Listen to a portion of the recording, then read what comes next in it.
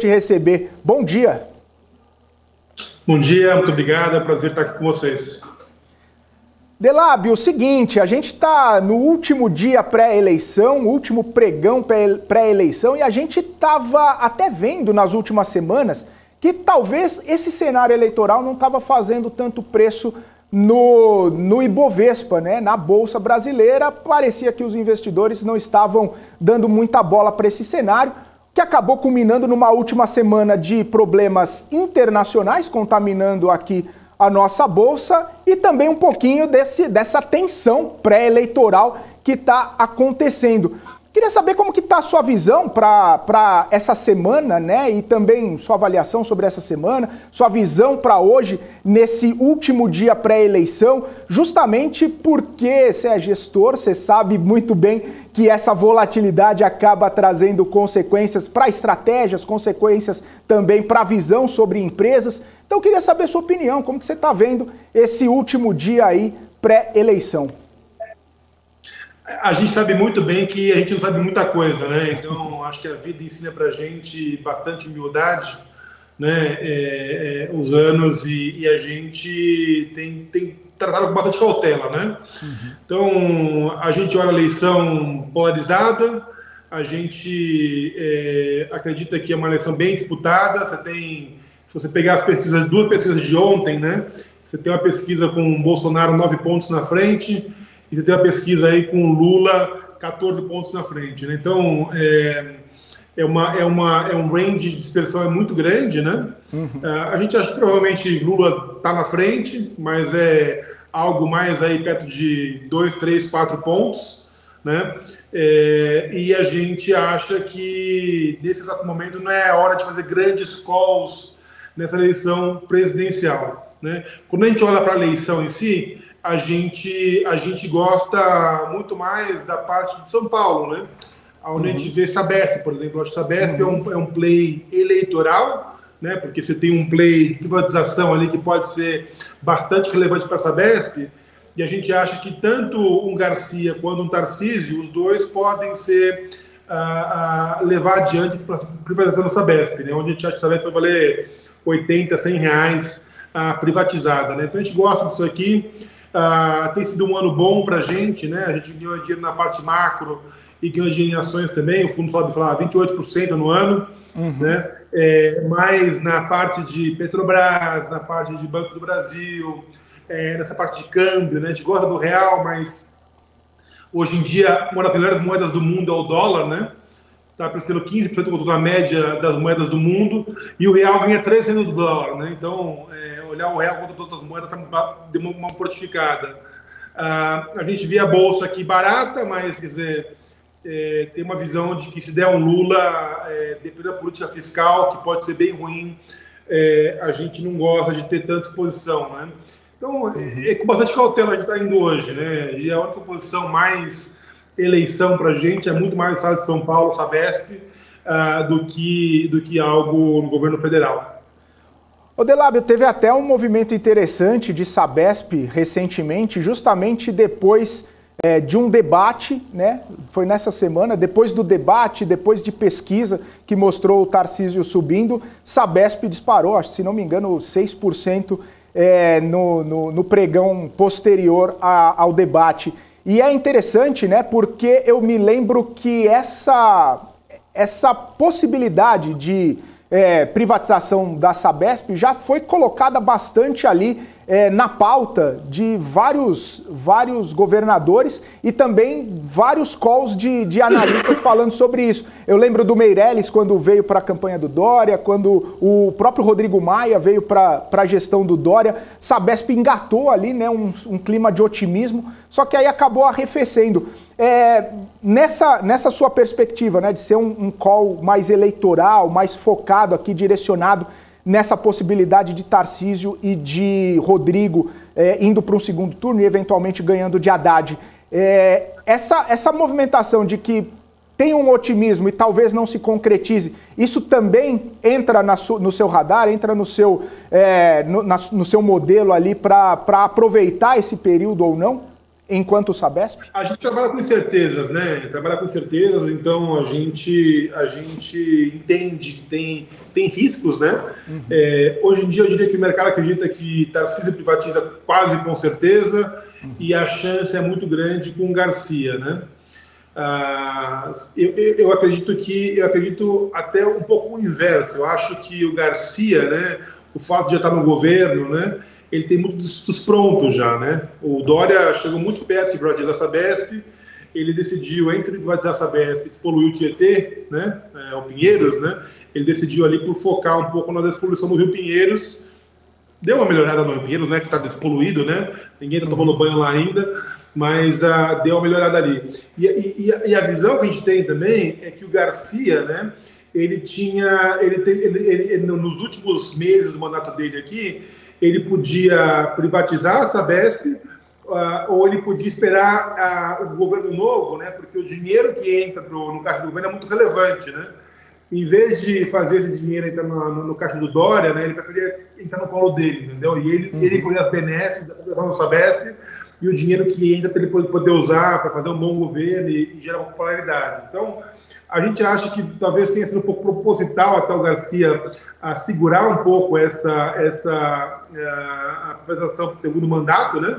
O mandato de agora. E a gente acha, então, que, quer dizer, o mercado acha que é melhor Tarcísio do que Garcia. Eu acho que talvez se der Garcia, a apresentação pode ser até mais rápido ainda, porque grande parte do processo está feito já, as pessoas já estão lá e tudo mais, né? E outra coisa, né, é que também tem uma dispersão muito grande nas pesquisas do estado de São Paulo, mas a gente acredita que tem uma chance não desprezível de você não ter o Haddad no segundo turno, né? Aí você pode ter um segundo turno, talvez, com Tarcísio e Garcia, né? Eu diria que a chance é baixa ainda, mas é uma chance não desprezível, né? E a gente vê, né, olha os debates, a gente olha... Parece que o Haddad é um candidato muito ruim, né? Ainda mais em São Paulo, né? A gente vê que no Brasil todo o PT não tem conseguido passar a popularidade do Lula para os senadores, para os governadores. A gente vê que São Paulo é mais difícil ainda, né? Então, provavelmente, acho que a chance de um Haddad ganhar é muito baixa, né? E tem alguma chance até dele não estar no segundo turno. Então, eu acho que a gente pode acordar aí a segunda-feira com alguma surpresa positiva. A grande surpresa negativa seria, sei lá, um Haddad estar com 40 alto, né? 45%, 46% na eleição. Tá. A gente vê com bastante improvável também, né? Então, eu diria que o cenário de um segundo turno com Garcia e Haddad é bom, o cenário do Tarcísio e Haddad também é bom, um segundo turno sem o Haddad seria excelente, e a gente acha que Sabesp é um bom cavalo para você ter aí essa simetria de retorno. A outra coisa a gente acredita que se não tivesse a privatização da Sabesp, a Sabesp devia estar em torno de R$45, né, que é o preço que ela está hoje, entendeu? Então, é muito bom quando você olha para o papel e você vê que parece que tem pouca coisa no preço, né? Ela já está muito barata, em torno de 7 vezes ativos, né, RAB. Então, a gente gosta da simetria, a gente acha que é um excelente papel para ter na carteira e compor o retorno do fundo. Boa. Delábio, você comentou na primeira resposta, né? Você já citou Sabesp, aí você falou Petrobras e Banco do Brasil, essas bem mais expostas ao cenário presidencial, né? Claro, continuam sendo estatais, mas também bastante expostas ao cenário presidencial. A Petrobras acaba tendo um conselho de gestão muito bem arrumado ali, muito bem ajeitado para impedir algum tipo de movimentação que possa trazer para aqueles tempos de Petrobras anteriores ali, que a gente viu de algum tipo de intervenção, algum tipo de exploração até da própria empresa. Isso posto, né? Como que está a sua visão para a Petrobras, também olhando para o cenário internacional, de um preço de barril de petróleo alto, com toda essa questão de demanda e oferta que a gente tem visto com Rússia, com OPEP, desaceleração global, enfim, todo esse cenário. Para a Petrobras, como é que está a sua visão? Petrobras é um papel muito barato, né? Então, assim como a Bolsa brasileira é muito barata, né? Eu acho que as pessoas olham muito, não, o múltiplo de Petrobras está, sei lá, 3 vezes EBITDA, né? 3 vezes e meio EBITDA, 2 vezes lucro, 2 vezes meio lucro, né? E quer normalizar isso aqui e falar, não, ela estava há 7 anos, está 4 vezes EBITDA, né? Mas você tem um risco muito grande, né, de ter uma normalização do lucro também, né? Pensa o seguinte, a Petrobras, anos atrás, já tinha que ter prejuízo, né? Poderia ter 30 bilhões de reais de lucro, né? Se você normalizar o lucro, pega a média dos últimos 10 anos de lucratividade da Petrobras, por mais que seja 10 anos de Lula, muito ruim, né? 2015, com todo aquele processo de corrupção, desvios e preço muito abaixo da paridade internacional, né? Se você imaginar que o lucro pode sair dos atuais, sei lá, 150 bilhões de reais, né? E voltar para algo perto de 50, entendeu? Aí ela não fica tão barata. Então, eu acho que tem um risco muito grande ali de um PT ruim, né? Quer dizer, se você olhar tudo que a gente escutou, né, de pessoas que tiveram no jantar com os empresários, né? De tudo que se falou, a gente viu um cenário ruim, sabe? Muito ruim, né? Pessoas que estavam lá, que escutaram do próprio Lula, em vez de colocar um cara mais pró-mercado para falar, tipo o Meirelles, colocar o Mercadante para falar de economia, né? Então, o que se falou lá, pô, o furo do teto é 100, 150 bilhões de reais e a gente vai baixar o preço da Petrobras, né? Então, fora isso, você pode ter ainda, quer dizer, a Petrobras tem pago dividendos, né? E esse dividendo tem feito com que a ação também ajude, porque pô, uma coisa é o lucro, aí para ficar barato, é o dinheiro do bolso, né? O dinheiro está vindo, né, para o bolso do investidor. Então, isso aí é muito mais palpável, né? Agora, se você tiver uma Petrobras que controla preço e que, além de tudo isso, não paga o dividendo, começa a fazer muito mais capex, né? Então, de novo, a gente vê o PT falando de voltar a fazer refino, né? Imagina o desvio que você teve ali, Abreu e Lima, né, Comperj, né?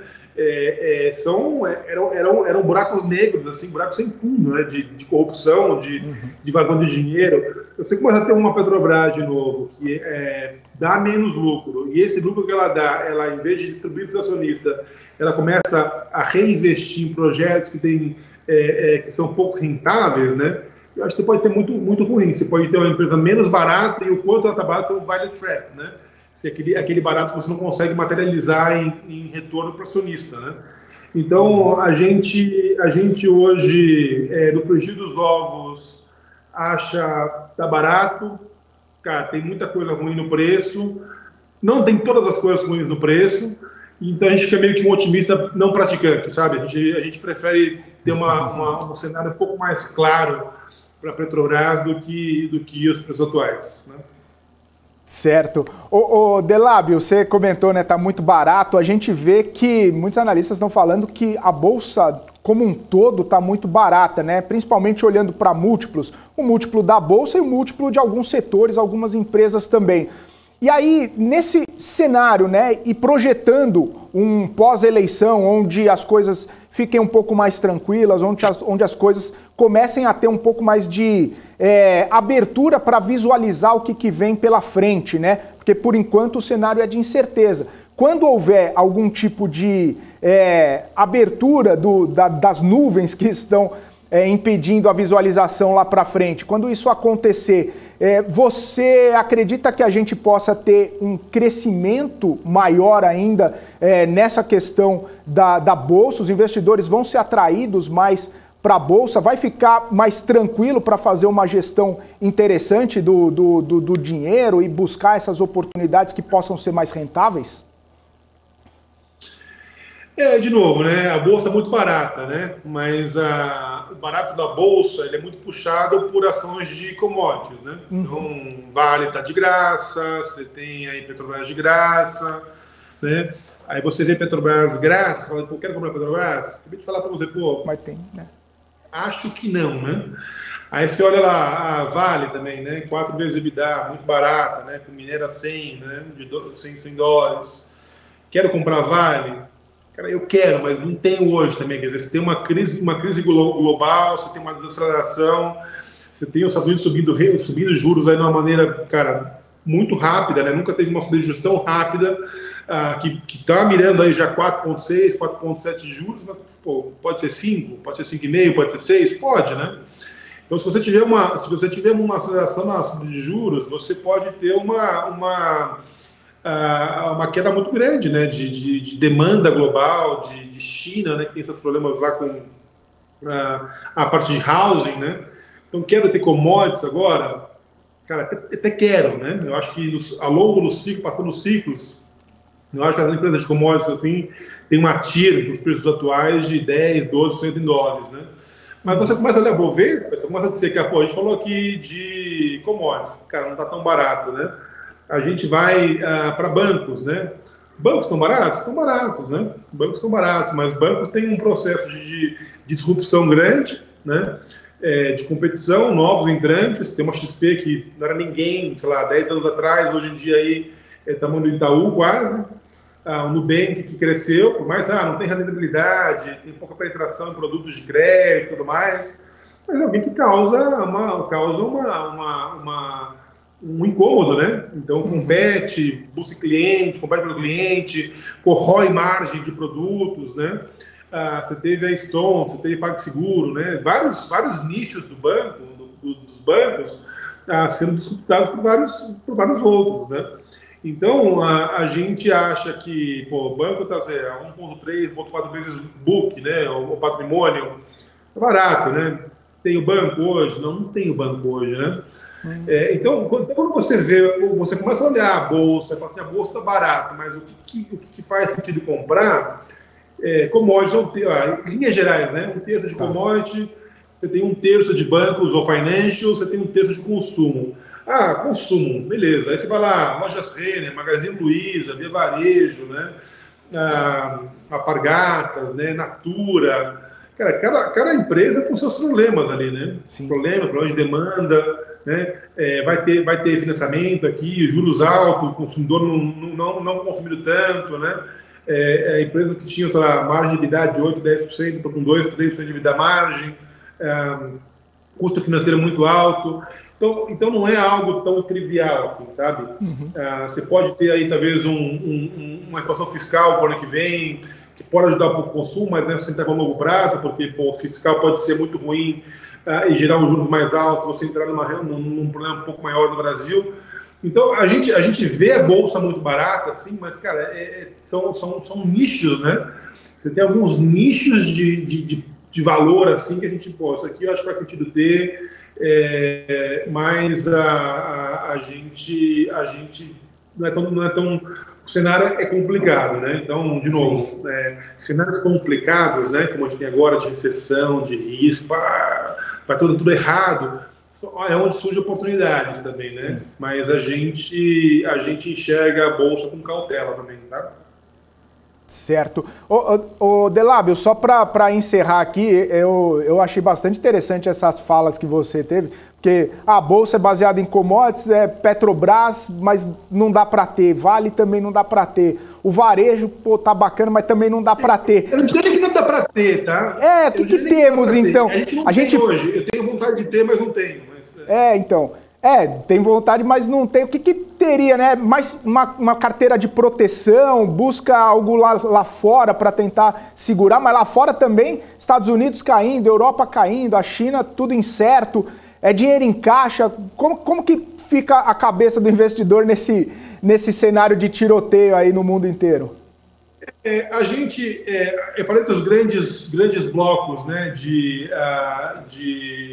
ação, mas se você pega um pouco mais de granularidade, né, a gente tem, por exemplo, Sabesp, né, tá numa utility ali, uma posição relevante para a gente. A gente gosta um pouco de infraestrutura, né. Tá. A gente tem uma posição em McDonald's na América Latina, né, Arcos Dourados, né. Então é um pouco de consumo, é um consumo premium, né, tem a marca por trás. Então você começa a fazer coisas diferentes. Tem um pouco de dívida, né? Então a gente tem um pouco de bons corporativos, né? Ou bons de empresa lá fora. Você vê que o Treasury, né, subiu aí para quase 4%, né? Mas você tem dívida, sei lá, a dívida soberana de Itaú, a perpétua de Itaú, a subordinada, está pagando um yield ali, se não for chamado, de 8% em dólares, 8,2%, 8,4% em dólares, né? A gente acha que é um yield atrativo, né? Não? Eu prefiro talvez ter essa dívida de Itaú do que ter a ação de Itaú, né? Então são algumas coisas assim que a gente tem olhado e tem gerado oportunidades e a gente vai construindo a carteira em cima disso. Maravilha. Delábio, quero agradecer sua participação aqui com a gente. Obrigado mais uma vez pelo seu tempo, obrigado pelas suas análises aqui com a gente. Até uma próxima, bom fim de semana para você. Obrigado a vocês, sempre muito bom, precisando estar à disposição, bom fim de semana para todo mundo, boa eleição, né? Espero que o Brasil merece políticos melhores. Lembra também que nosso presidente, né, Senado, deputado, votar consciente, lembrar quem votou e cobrar o deputado no futuro. Ótimo ponto, viu, Delábio? Porque muita gente acha que o presidente resolve tudo, mas o Congresso manda muito e manda bastante aqui no Brasil. A gente tem visto, né, como o presidente fica refém, né? E, na verdade, os congressistas são representantes a gente coloca eles lá, né? Então, quem quer que a gente coloque lá, político corrupto ou não corrupto, é representante do povo, né? E aí nós, o povo, temos que escolher bem os representantes para a gente possa defender, e quer seja o Lula, quer seja o Bolsonaro, quer seja um terceiro, né?